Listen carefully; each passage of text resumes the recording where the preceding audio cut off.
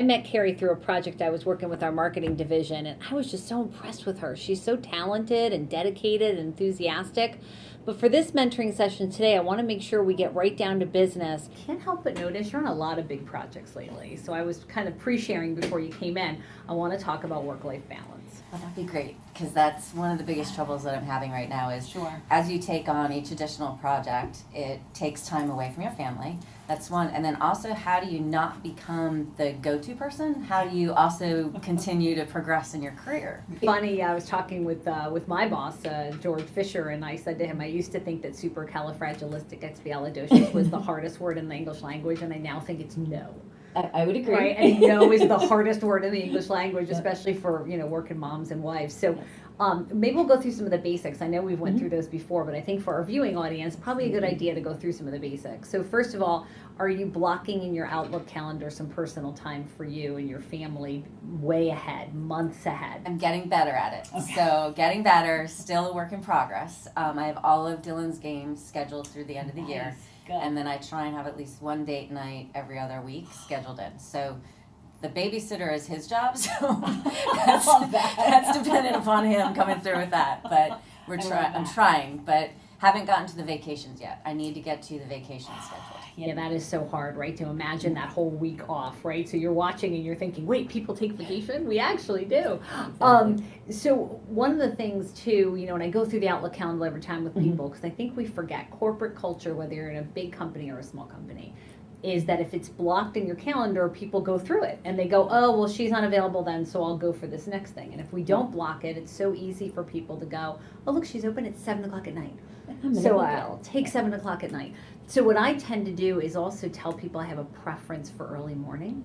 Ooh, I love that. Yeah, so I will tell people that. So that's one of my other coping mechanisms is I don't mind getting up early, although you work out, so you've got to help mentor me on that. We had you going for a while. We did. I hurt that leg, right? I got to get back to it. So that's my goal for June. How about that? All right, that's good. Strategy. Yes. You'll help me. You'll meet me there. Okay. You got it. And by the way, as a side to the folks watching this, that's the key to a good mentoring relationship. It's not one way. It's a relationship, and it's not just business. Hopefully, you heard Carrie and I talking about it. We've introduced our family. Thankfully, they like each other. But that's part of it is seeing people in the whole environment. It can't be a once a month static kind of relationship you have versus reaching out. So that's the second thing about work-life balance. So have you set clear expectations with your team about work-life balance, with them so that it flows back up? Because I find, and you tell me, the bigger the team you manage, the more the team tends to not have work-life balance, and it also impacts you. Yes.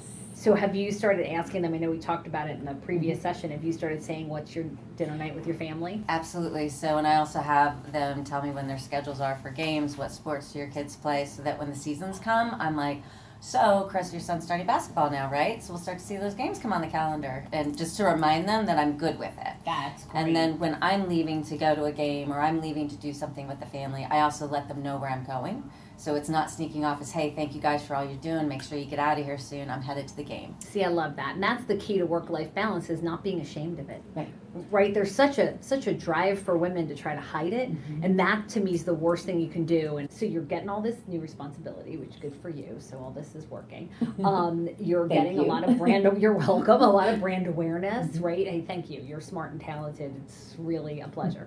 But one of the things I notice is, so now you're giving stuff to your team, and the struggle generally for folks as they start to get VP ready is, how do I make sure people know what the team does and communicate what the team is doing in a way that's positive for the team, but also positive for you? Right? So do you have an internal communications plan right now that you send out to a broader audience about your team and what they're doing and how you're holding them accountable? I have the beginning of one. I do not have it where it needs to be. So I have the key communicators that I need to get it to, that need to know what's going on, and I have a format. Have not gotten into the regular cadence in terms of making the time to do it. It's hard. And then also making sure it's the right amount of information, not too much, but not too little.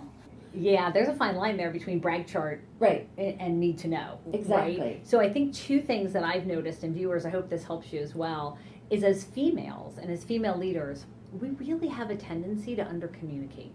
And that seems kind of counterintuitive because we're known as the people that use thousands of words a day more than our male counterparts do. But the reality is it's what we choose to communicate. Right. So we're much better about a personal communication, and we're much weaker about a broadcast communication.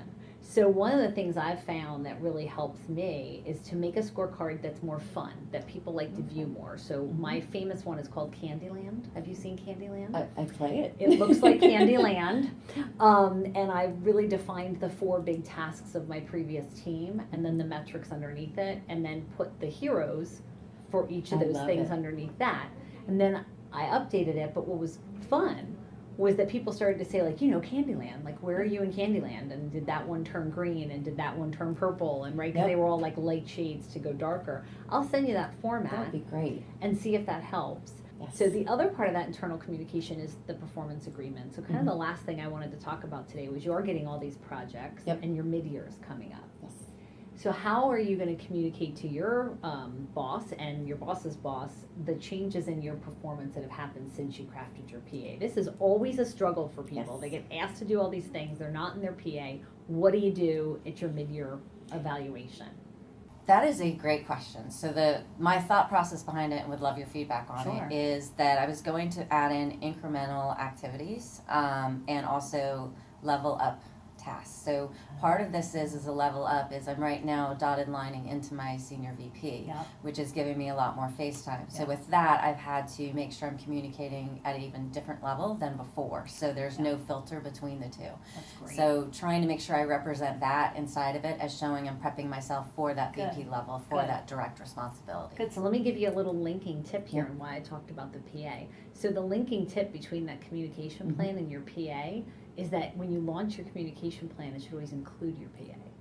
And you should always say then to your customers, right, and to your team, here's what I now communicated on my PA. And that gives you that opportunity not just to communicate it to your stakeholders, but also to make them feel like you're holding yourself and your team accountable in the PA process as part of the communication. It turns it into a scorecard rather than a brag card. And then in your mid-year, that gives you the opportunity to attach that communication plan as the proof of what you and your team are doing, as opposed to try to answer kind of the free format that's already there. Okay. So it kind of brings that full circle together of you having a communication plan that everybody agrees is communicating the priorities of yourself and your team.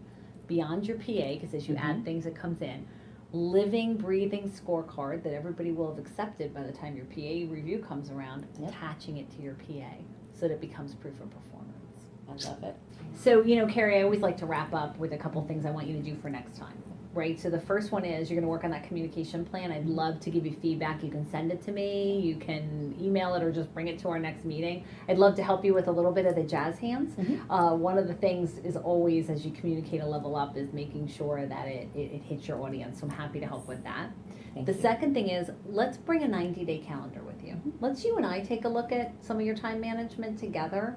I do this regularly to myself, and I actually used a third-party consultant to help me initially with my time management. So I'd love to do that with you and see how I can help you with some of the tips and tricks that Mac taught me. I would love that. Would be fun, right? Yep. And then the third and final thing is I'd love to talk a little bit more, and we should go back to it. We talked about your purpose, and we talked about what your goals are, and so I think it's time for us to revisit that in our next session, don't you? I do. And update that based on what's happening in your world now. Absolutely. Feels to me like you're getting closer and closer, so let's make sure we've got that laser sight on it. Okay? Thank you. Perfect. You're welcome.